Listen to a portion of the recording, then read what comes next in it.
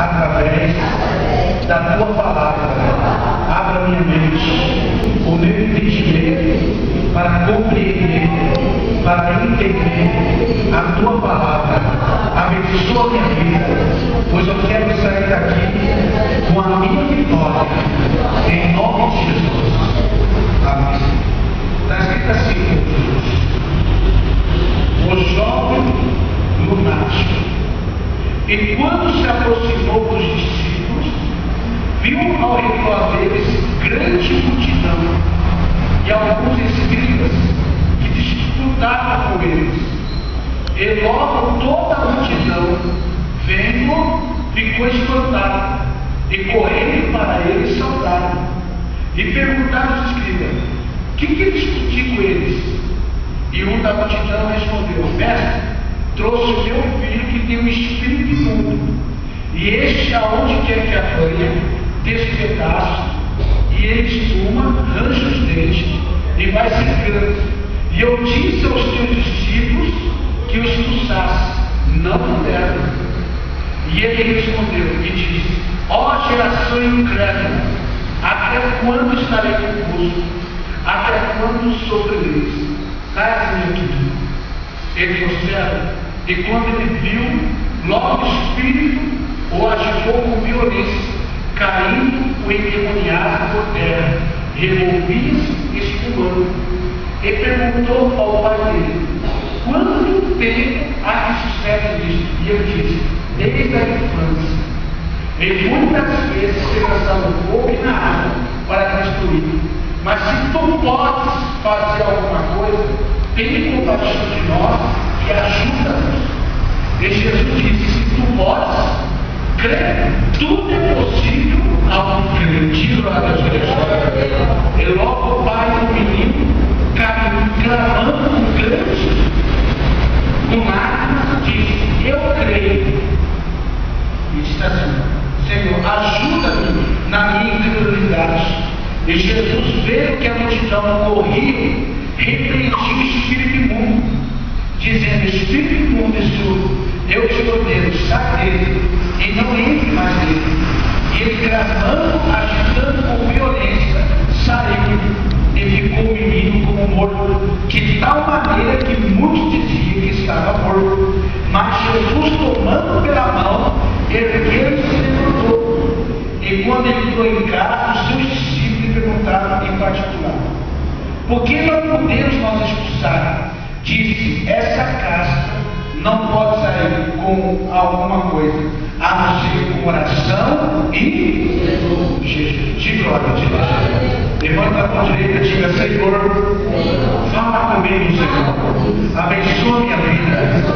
Eu quero sair daqui hoje com a minha vitória, com a minha bênção, em nome de Jesus. Amém. Povo de Deus, a Bíblia diz que quando Jesus pregava aqui na terra, tinha os fariseus, os doutores da lei, que vivia sempre ali perseguindo Jesus. E esses fariseus, doutores da lei, eram conhecedores da palavra. Por que eles viviam perseguindo Jesus? Porque uma multidão seguia Jesus. Então eles ficavam com inveja e ficavam irritados com Jesus. E não era para eles ficarem irritados com inveja, porque Jesus era o próprio Deus. E eles eram pregadores da palavra de Deus. E se eles eram pregadores da palavra de Deus, eles tinham que ajudar Jesus a anunciar a palavra do Senhor. Diga lá, Deus, igreja. Hoje não é diferente, não. O homem, ele é muito ganancioso.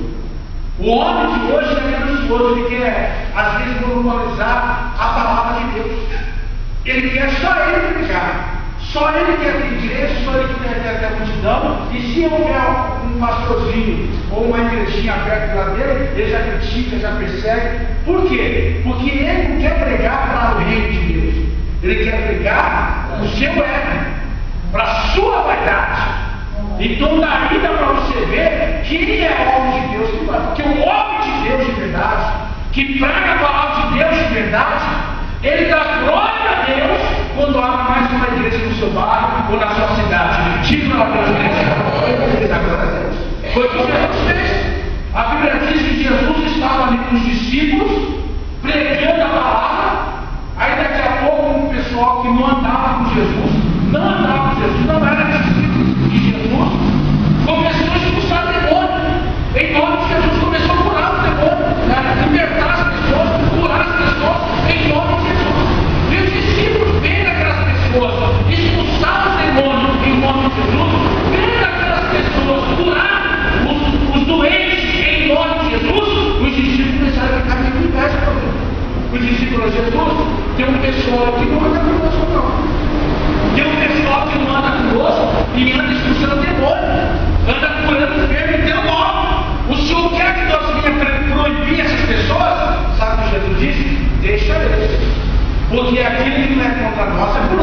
Diga glória a Deus, igreja. Se ele está expulsando demônio no meu nome, se ele está curando meu nome, então ele está fazendo a minha obra, ele está junto comigo. Ele não anda comigo, mas ele está junto comigo, ele está concordando com o meu trabalho. Diga glória a Deus, igreja. Então os fariseus ficavam ali perseguindo. E houve uma discussão ali no meio, estava uma discussão porque os discípulos estavam tentando expulsar o demônio e os discípulos não estavam conseguindo expulsar aquele demônio. E por que os discípulos não estavam conseguindo expulsar aquele demônio? Porque o pai do menino não acreditava que os discípulos poderiam expulsar o demônio do filho dele. Não acreditava. Meu irmão, a pessoa que não tem fé pode vir pastor que for, pode vir apóstolo, pode vir bispo, pode vir quem for. Se você não tiver fé, meu irmão, o milagre não acontece. A Bíblia diz que sem fé é impossível agradar a Deus. Aí você fala, bispo, a minha fé é tão pequena. Meu irmão, se você tiver fé pequena, mas não tiver dúvida, através dessa fé Deus vai te dar vitória. Você não pode dar muita fé. O tamanho da fé não importa. Jesus já disse que o tamanho da fé não importa. Jesus disse: se tiveres fé do tamanho de um grande mostarda, e fala para esse monte, lança daqui para lá, e não duvidar, assim vai acontecer. Diga glória a Deus. Quem já aqui conhece o grande mostarda? Quem conhece aquele o grande mostarda é bem pequenininho. É menor que o grão de arroz, menor que o grão de feijão. Se você tiver fé bem pequenininha, menor que o grão de mostarda, do tamanho do grão de mostarda, e se você não tiver dúvida no teu coração, a sua fé pode ser pequena, mas é suficiente para mudar a sua vida. Amém, pessoal? É suficiente. Porque tem muitas pessoas que têm fé grande. Ela tem uma fé grande, mas a fé dela é cheia de dúvida, é cheia de certeza. Então aquela fé não adianta nada, não resolve nada. Não resolve nada. Por quê? Porque é uma fé grande, mas é cheia de dúvida. Então, os discípulos tentaram expulsar o demônio e nada do demônio saiu. Nada do diabo saiu. E o diabo lá, porque o rapaz, desde criança, o rapaz era vítima daquele espírito. Porque o diabo, pessoal, não escolhe idade para destruir a vida, não. O diabo quer saber se você é criança, se você é adulto, se você é novo, se você é velho, se você é branco, se você é preto, se você é gordo, se você é magro. O diabo quer saber. Se você não tiver a presença de Deus, se você não buscar Deus, se você não preencher o teu coração do Espírito Santo, o diabo vem e entra. Porque o diabo vem para matar, roubar e destruir. Jesus, pessoal, ele só entra no seu coração se você permitir. Se você abrir o teu coração, falar: Jesus, entra no teu coração, entra na minha casa, entra na minha família, aí ele entra. Mas se você não permitir, ele não entra, não. Aí está a resposta. De repente você fica aí: por que tem tantas pessoas sofrendo? Por que tem tantas pessoas gemendo? Por que tem tantas pessoas padecendo? Sabe por quê? Porque ela não permite Jesus entrar na vida dela. Ela permite, ela não convida Jesus para entrar na vida dela. Porque se ela duvidar, Jesus entra. E quando ele entra, ele não entra sozinho, ele entra com as bênçãos. Diga a Deus, querido. Convida Jesus para entrar na sua vida para você ver. Você que é jovem, que está aí sofrendo, pede para Jesus: entra na minha vida, no meu coração, que você faz. Por isso que eu estou rebelde pelo pai, rebelde pela minha mãe. Pede para Jesus entrar. Você que é senhor, que é senhora, que está aí, o coração destruído, com a vida toda destruída, pede para Jesus: entra na minha vida, Senhor. Me dá a direção, me dá uma luz, me mostra o caminho, Senhor. Me ajuda, Senhor. Faça um milagre na minha vida. Se você convidar, ele vai entrar. Então aquele rapazinho, aquela criancinha lá, aquela criança, a família dele não buscava Deus. E por isso o demônio pegou o ponto mais fraco daquela família que era criança. Porque às vezes o diabo, pessoal, Satanás, para tentar nos destruir, ele quer destruir aquilo que a gente mais ama. Ele quer destruir aquilo que a gente mais ama. Satanás sabia que aquele pai